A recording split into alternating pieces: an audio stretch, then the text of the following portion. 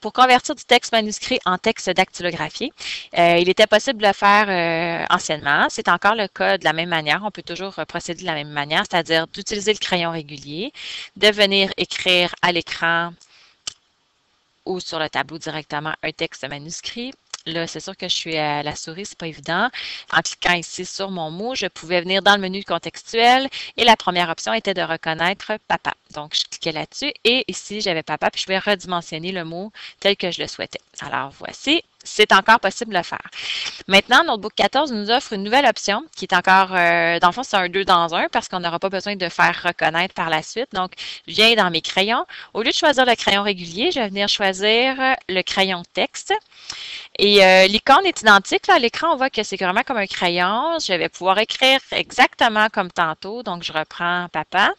Cette fois-ci, par contre, je n'aurai pas à aller faire reconnaître le texte. Je peux juste attendre quelques secondes et Notebook va vraiment reconnaître pour moi. Donc oui, crochet vert parce qu'il a reconnu adéquatement.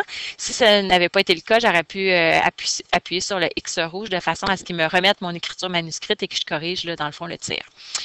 En cliquant dessus, je peux aussi redimensionner mon mot là, si je le souhaite.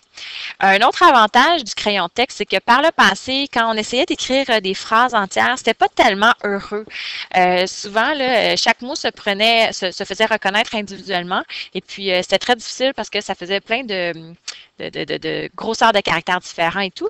Donc, en tout cas, pour ce que j'ai testé dans le 14, ici, si je reprends la phrase « Le chat boit du lait », je n'ai qu'à attendre quelques secondes et Notebook va prendre cette phrase-là pour moi, crochet.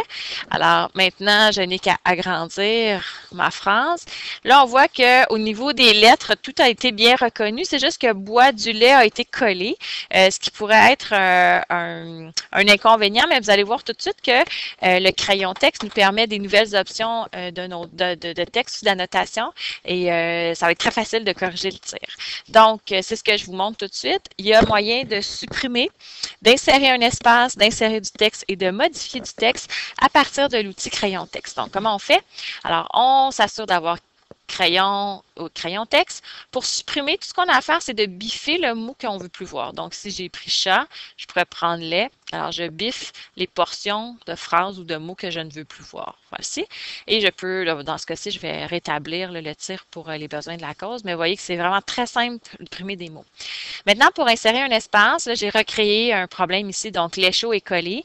J'aurais besoin d'un espace entre lait et chaud. Donc, tout ce que j'ai à faire, c'est de créer un trait vertical qui va être l'équivalent de si j'avais appuyé sur la barre d'espacement à cet endroit-là. Donc, je peux même créer plusieurs espacements comme ça.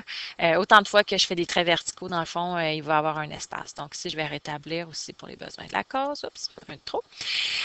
Pour insérer du texte, si j'avais voulu écrire le joli chat boit du lait chaud, bien, tout ce que j'ai à faire, c'est à l'aide de mon outil d'annotation de venir faire une espèce de pointe, là, de triangle, un triangle approximatif, là, juste la pointe, V à l'envers, et de venir écrire le mot qui manque. Donc ici, je vais venir écrire joli.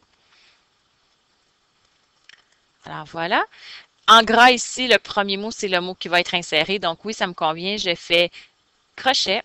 Et ça va venir insérer. Vous voyez que là, il nous manque un espace, donc je n'aurai qu'à faire la barre là, entre le et le joli pour avoir toute ma phrase.